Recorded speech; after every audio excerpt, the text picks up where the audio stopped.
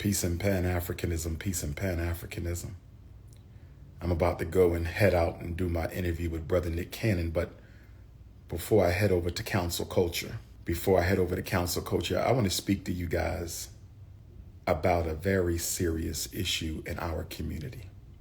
And that is the issue of spiritually malnourished Africans. A lot of people talk about high value and low value. A lot of people talk about high value and low value.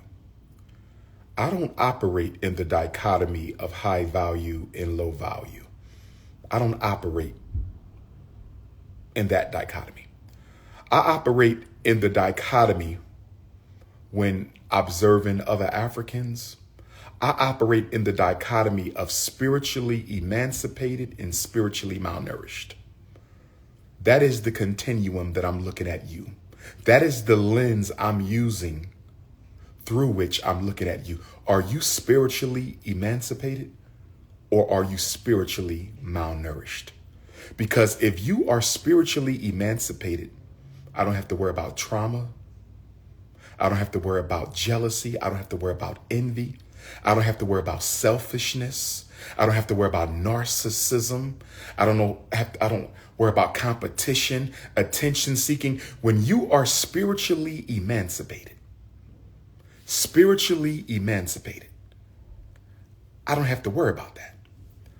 But when you are spiritually malnourished because you pay more attention to your career than your soul, spiritually malnourished, you pay more attention to the car you drive and the house you live in than the condition of your soul. Spiritually malnourished, you care more about hair and shoes and clothes and vacations and partying more than the condition of your soul. That's what matters to me. That's what matters to me. Spiritually malnourished Africans will never understand the worldview of a spiritually emancipated African. And if you are a spiritually emancipated African,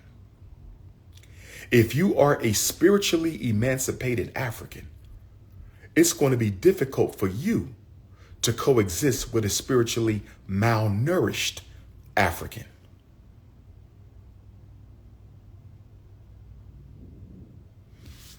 You see,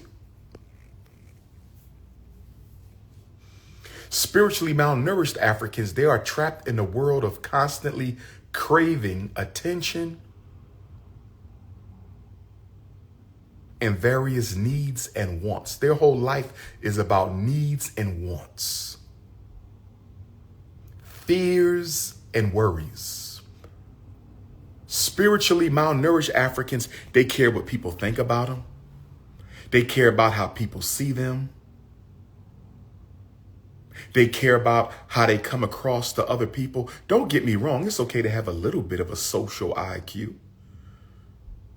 It's okay to have a little bit of a social IQ. But when you are preoccupied with how you look to other people, when you're more concerned about how you look to other people than how you look to yourself, when the others matter more than you, when you care more about what they think than what you think, that's an issue.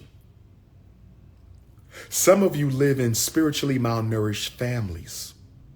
If you came from a spiritually malnourished family, this is a family that cares about how they look to the neighborhood, how they look in church, how they look to their coworkers. Children might can't stand them. Husband might can't stand the wife. Wife might can't stand the husband. Inside the house, it might be toxic and unhealthy, but as long as we look good to the world, as long as we look good to the world, as long as we look good to the world, that's all that matters. How many of you know people who got married because of how it looked to the world? They couldn't even stand each other. But she said, I'm pregnant and I can't afford to be out here with a baby not married to the man, and the man don't even like the woman, but he's worried about how he looks to his business partners and how he looks to his church. And so they go and get married and they don't even like each other because they care about how it looks to the world. Spiritually malnourished Africans.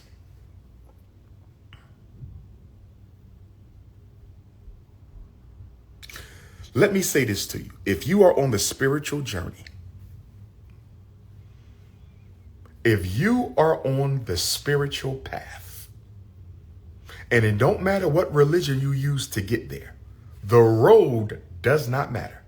How well you walk the road. If you want to use the road of Islam to get back to divine oneness with the Creator, if you want to use the road of Christianity to get back to divine oneness with the Creator, if you want to use the Hebrew faith as your pathway to get back to divine oneness, if you want to be Nation of Islam or God and Earth or Nuwapian or Seventh-day Adventist, Episcopalian, Methodist, if you want to be a Jehovah's Witness, or if you want to create your own specialized spiritual program, because I'm a very big fan of you creating your own specialized spiritual program. Whatever road you use to get back to divine oneness with the Almighty, that's your business. Use whatever road you want to use. Use whatever road you want to use. But when you are on a spiritual path,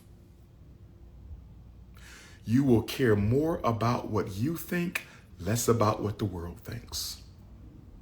When you are on a spiritual path, what people say about you, think about you, and do to you will begin to matter less. When you are on a spiritual path, you will become so detached from the everyday fears and anxieties and lusts and addictions of the world. You will begin to feel like an alien in outer space. You will become a spiritual alien, because the things that send other people into suicidal rants and depressive episodes, the things that send other people into panic attacks, the things that send other people into bouts of hopelessness, it won't even matter to you no more. The more spiritually liberated that you become, the more spiritually liberated that you become, the more spiritually liberated that you become, the less what other people have matters, the less what other people think matters. The more spiritually liberated you become, the more peaceful you will become, even around your enemies. Your enemies won't even understand you no more. The things they used to say that got under your skin don't even matter no more. When you become spiritually liberated, you stop holding grudges. There's no jealousy in you. There's no envy in you. And you don't lust after relationships, personal or romantic. When you start getting spiritually liberated, you're not lusting after relationships no more, personal or romantic. You are fine being your own company when you are spiritually liberated. You don't have to go to the club every day. You ain't got to go to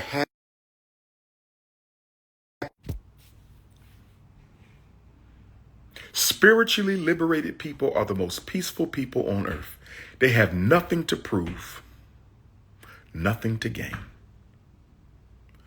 But the problem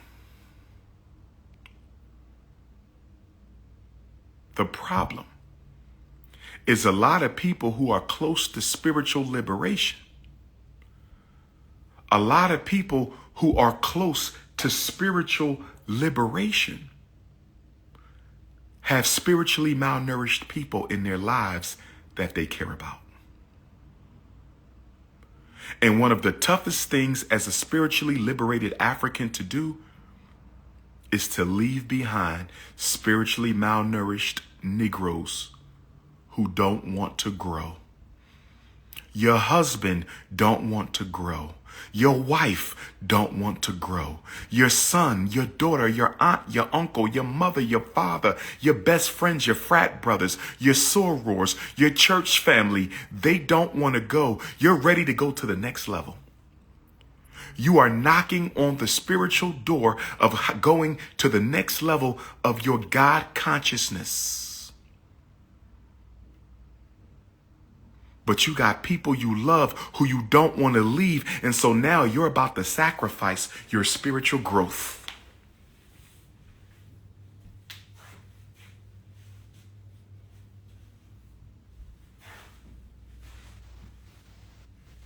You got people you love who you don't want to leave.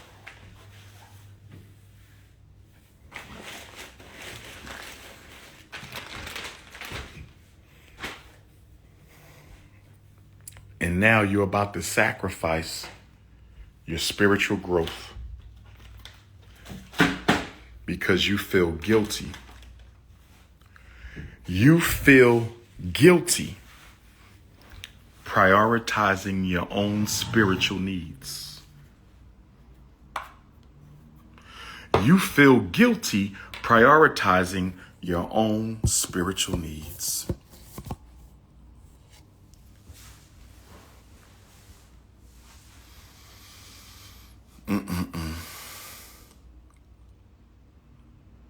The only thing harder than growing up spiritually is giving up relationships that no longer serve you. The only thing harder than growing up spiritually is giving up relationships that no longer serve you because of guilt, shame, and remorse. Those three demons have sucked the life out of more Africans than I can count. Guilt, shame, and remorse. You feel guilty because you're in a better place spiritually. You don't want to sit around and smoke weed all day no more. You don't want to sit around and get high no more. You don't want to hang out at the club no more. You don't need to go on vacation 4 times a year. You have grown. But you knew your best friend since kindergarten. You knew your best friend since 2nd grade. His mother, her father took you into their home when you were homeless. They cared for you. They looked after you. And you appreciate them for what they did for you and your family at your time of need. But now, you are on the runway. You are on the runway to a higher spiritual takeoff, and they don't want to come with you. And you like, they did so much for me. I wouldn't be who I am right now without these people. Is it really acceptable for me to fly and not bring them with me? That's not the question you should be asking. The question isn't whether or not it's acceptable for you to fly and not take them with you. That's not the question. The question is, are you willing to live with the fact God gave you an opportunity to reach another pinnacle of your spiritual existence and you turned it down so you could cater to the wounds of a spiritually malnourished African?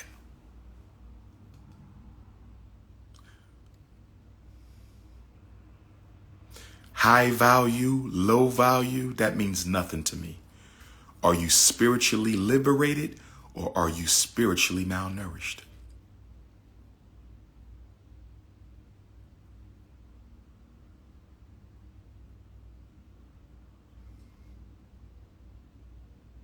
And then some of you have children who you raise to be addicted to things. You yourself are on the spiritual path, but your children have shamed you into letting them be raised by the demons of society. You are on the spiritual path, but your children are being raised by the demons of society because you're not strong enough. You're not strong enough to withstand the criticism of your children and other people in the neighborhood who says you should let us grow up worshiping merchandise and materialism.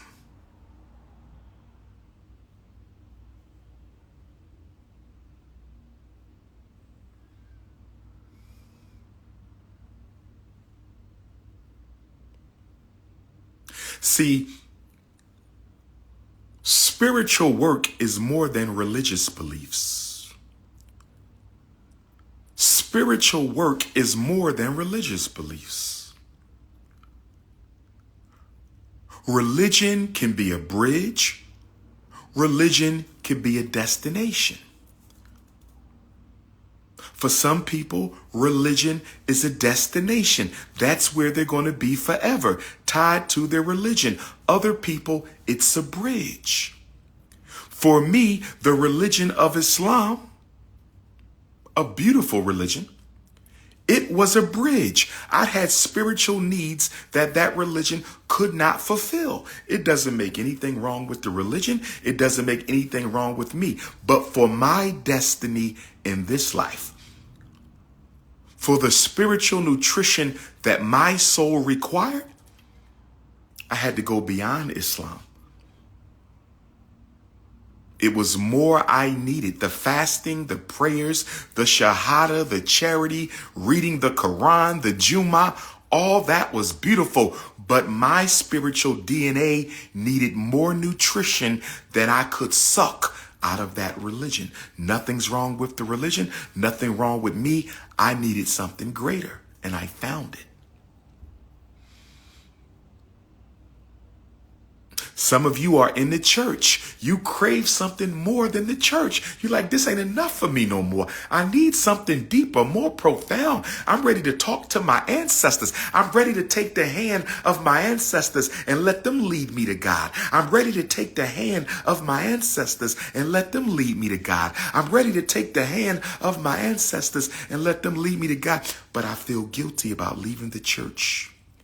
I feel shameful about talking to the pastor about my ancestors are talking to me in my dreams. Guilt is a demon. Remorse is a demon. Shame is a demon.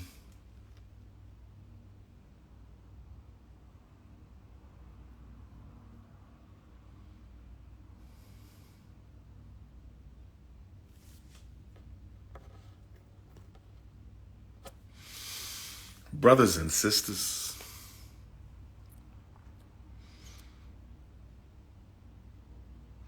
there is nothing you need for your spiritual journey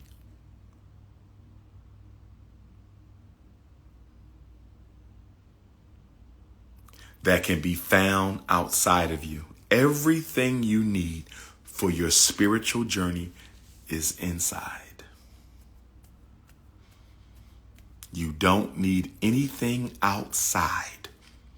When people start telling you you need something outside of yourself for the spiritual journey, they're trying to turn you into a dependent. You cannot be spiritually emancipated depending on his lessons, depending on that religion, depending on this book, depending on that congregation. Dependency is the antithesis of liberation. This is why religions cannot take you to spiritual emancipations. Religions bind you to dogma and doctrine and belief system. You need liberation. You don't get liberated through beliefs. You don't get liberated through doctrine. No. No. You got to give it all up to find God. You got to give it all up to find God. What you are seeking is already inside of you. But you keep looking outside of you. Another cup of coffee, another cup of tea, another Percocet. One more Black and Mild, one more blunt, one more blast of crack, one more shot of ass. You just need one more fix. And the reason one more is never enough.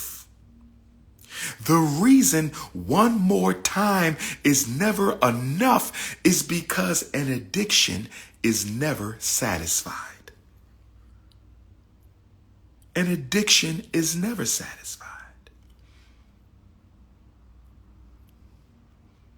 Brothers say, I'm going to marry my queen because if I marry her, she will stop being so needy and thirsty for my attention all the time. I'm going to put a ring on it. I'm going to put a ring on it. And once I put a ring on it, she'll stop being so thirsty. You are incorrect. She has an addiction. She has an unmet psychological need. You marrying her ain't changing nothing.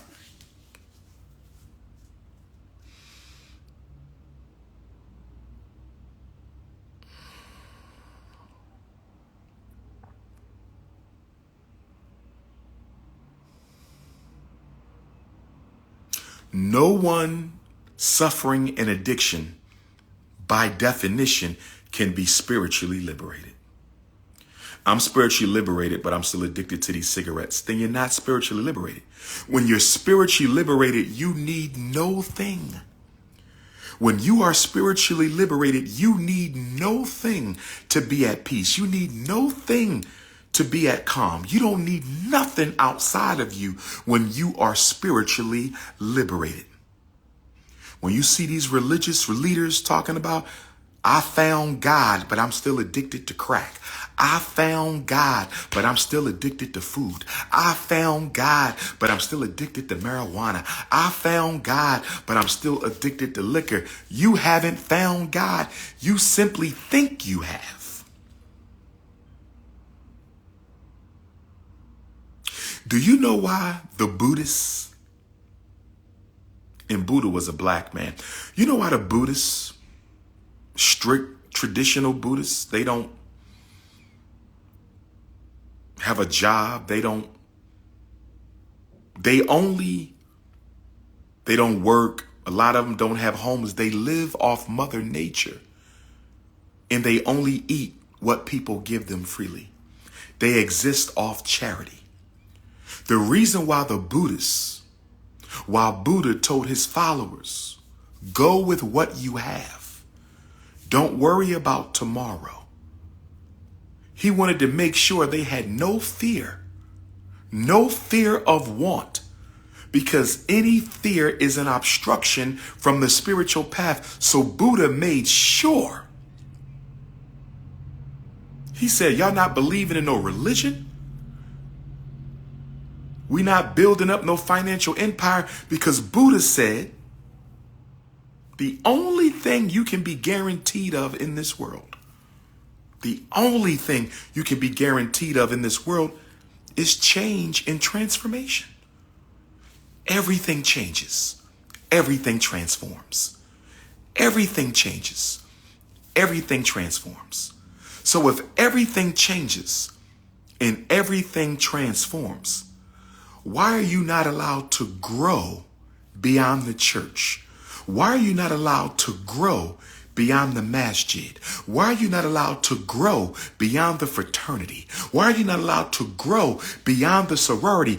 If the only thing we are guaranteed in this world is change, how can you be wrong for growing beyond your current level of consciousness, growing beyond your current way of thinking? How can you be wrong for growing beyond your current mode of acting? Growth is a law. God creates us, God sustains us, and God removes us. You are created, you are sustained, and then you are taken away. So being addicted to somebody, that's not healthy. Being addicted to your house, you can lose it. Being addicted to your car, you can crash it. Being addicted to your career, you can lose it. Attachments, cravings, wantings. I need this. I must have this. That means you must have misery. Wherever there is addiction, there is misery. Wherever there is attachment, there is misery. Whenever you gotta have something, when you don't get it, you are miserable.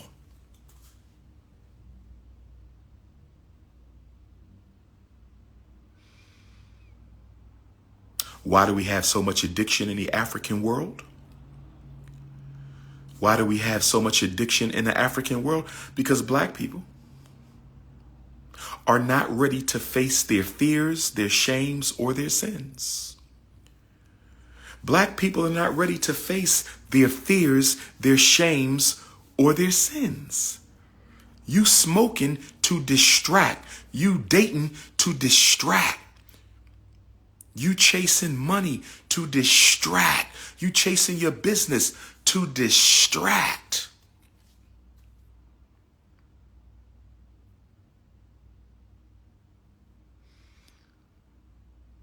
Anything you can touch can be taken away from you.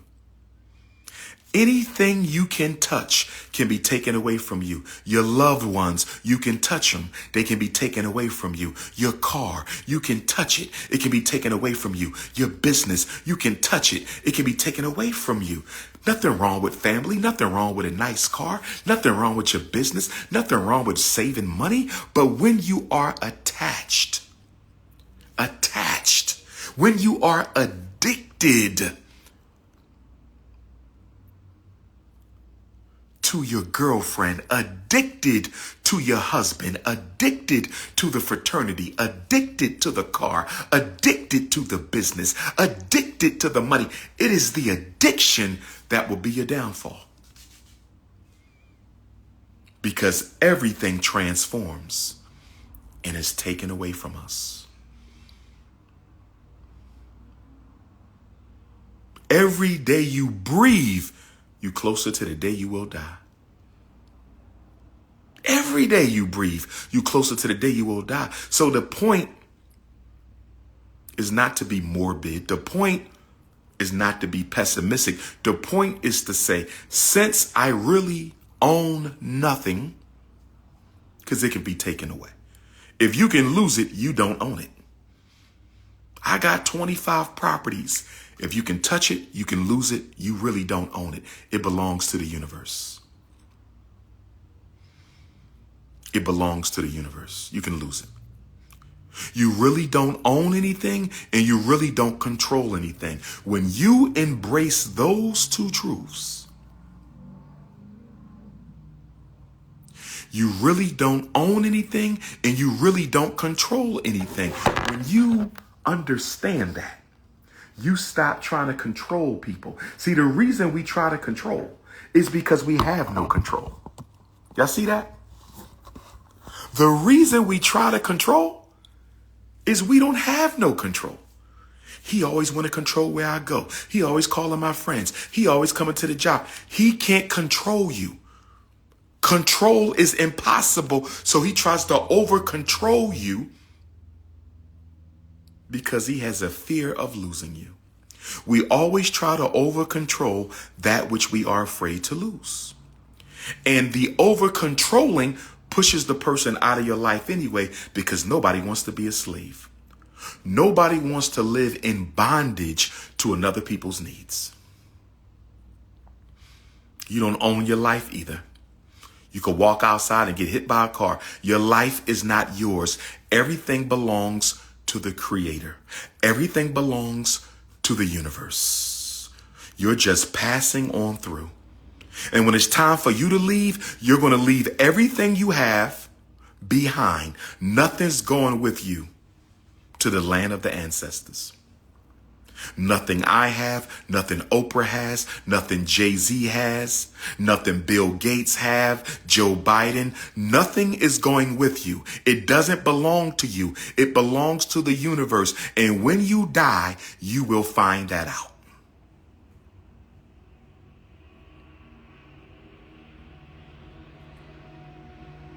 And the reason why nothing belongs to you, the reason why you don't really own nothing, the reason why you don't really control anything is you're not here for that purpose. African people are not sent to earth to buy things. You are here to serve and to solve. What did Jesus say in the Bible? And I'm not a Christian, but I respect all religious paths. Jesus said the Son of Man is not here to be served, but to serve. The greatest amongst you shall be your servant. You are here to serve humanity, to serve the universe, to serve the Most High.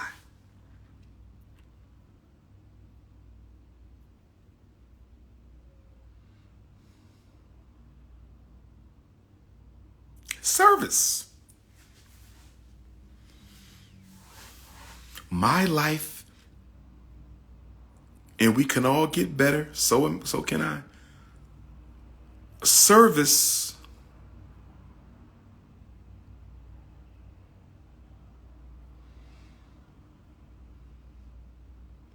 when your life is built on service, you can overcome any challenge. When you are really walking in your light, so you got to find your light and walk in it. You're here to serve. How are you going to serve? We got a lot of black lawyers, but they not really serving the people. They just hustling.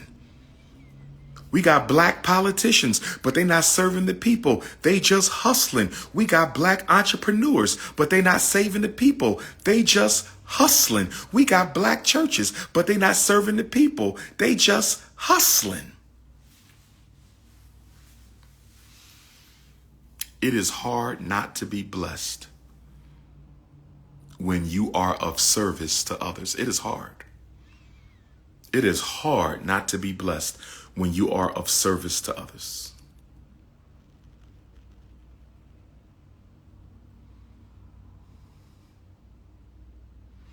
But I'm going to tell you this.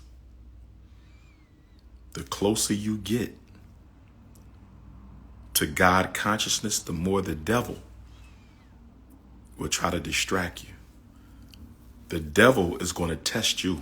Oh, you're going to be tested. The purpose of the devil is to get you to quit. The job of the devil is to convince you there is no such thing as peace of mind. The devil's job is to make you feel without that fat booty over there, you ain't going to be happy. Without that big house, without that big car, without all them businesses, without this weed, without this syrup, without these Percocets, without these opioids, the devil's job is to make you think you need all this junk to be at one with the universe. That's the devil's job, and he gonna play all kind of tricks on you. He gonna send people, he gonna send demons. The devil, you're not getting to God without a fight. The spiritual Super Bowl. You got to win the spiritual Super Bowl, because when the devil kicks off that ball, you better be ready. Because his job is to stop you from getting to the gates. He going to use people in your family to sabotage your spiritual path. He going to use your best friends to sabotage your spiritual path. He going to take your car, your house, your job. Everything you love, the devil is going to sabotage it to make you turn your back on supreme consciousness. What's wrong with my life? I'm losing everything that I own. What's wrong with my life? I'm losing everything that I own. Well, first of all, you never owned anything. Everything you have was on loan from the universe. That car was not yours. Every ingredient that went into that car came from the earth. That house is not yours. Every ingredient that went into the house came from the earth. You are not yours. Every atom and molecule in your body came from the earth. You own nothing. Mother Nature owns it all. And when she's ready to take it back, when you start acting like you own something that was loaned, you don't own. This was a loan. Your body was a long-term lease. Your family was a long-term lease. Your business was a long-term lease. Your home was a long-term lease. You are not here to accumulate. You are here to emancipate. Life is not about how much I can get. Life is about how much I can give, how much I can do, how much I can evolve. You have a purpose.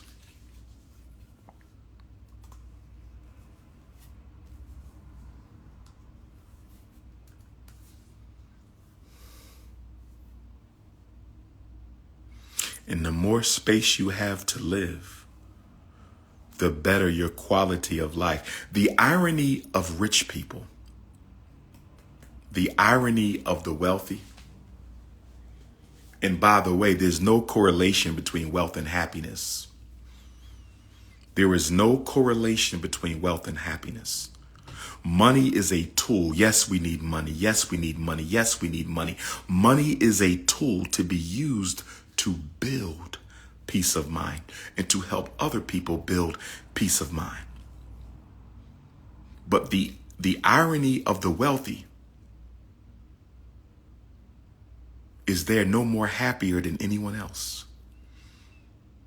That's the irony of the wealthy. And the reason they're no more happier than anyone else, if they haven't figured out the great riddle, you're not here to accumulate. You can't be happy owning all this and using none of it to help other people. It's impossible. That's not happening. Suffocation of your own soul, choking your own life force out of yourself. American capitalism, the belief that happiness is all about what you have. American capitalism, the belief that happiness is about what you own. American capitalism, belief that the more you get, the better you feel. There's no proof. There's no proof.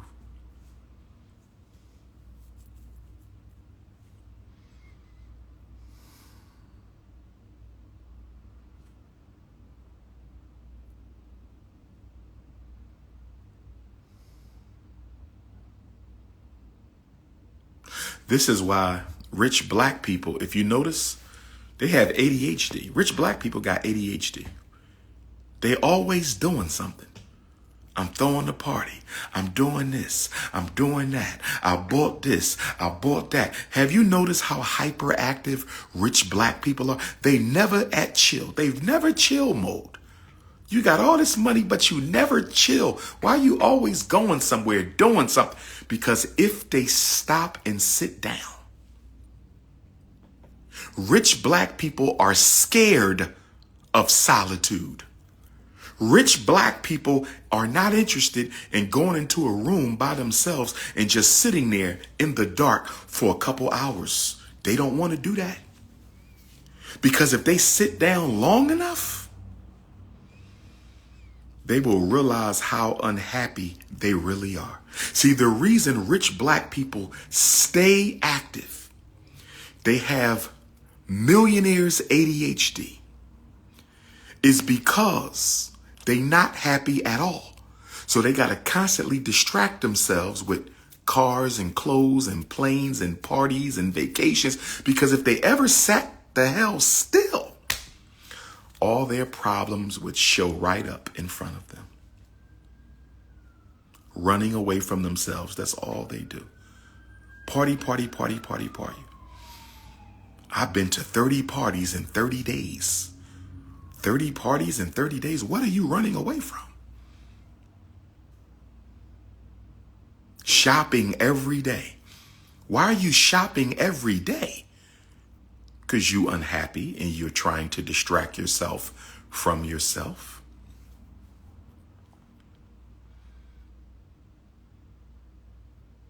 Now, rich people can't tell you they're unhappy because that would destroy the whole illusion. Rich people can't tell you they're unhappy. That would destroy the illusion. They got to act happy even when they're miserable.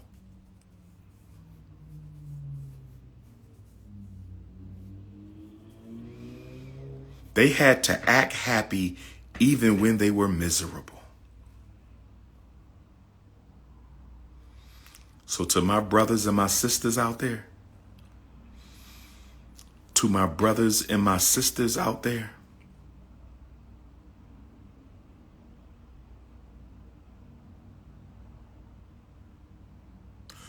look for spiritually emancipated people. I don't need a fat ass. I don't need big breasts. I don't need a woman with 6 degrees. I need a woman who is at peace with herself. A spiritually emancipated woman. That's what you need out here.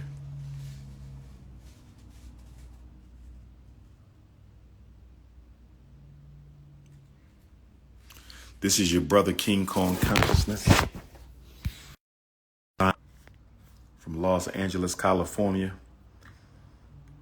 About to go take care of this interview with my brother Nick Cannon, counsel culture, DrUMAR and Nick Cannon coming at you real soon. Peace and Pan-Africanism.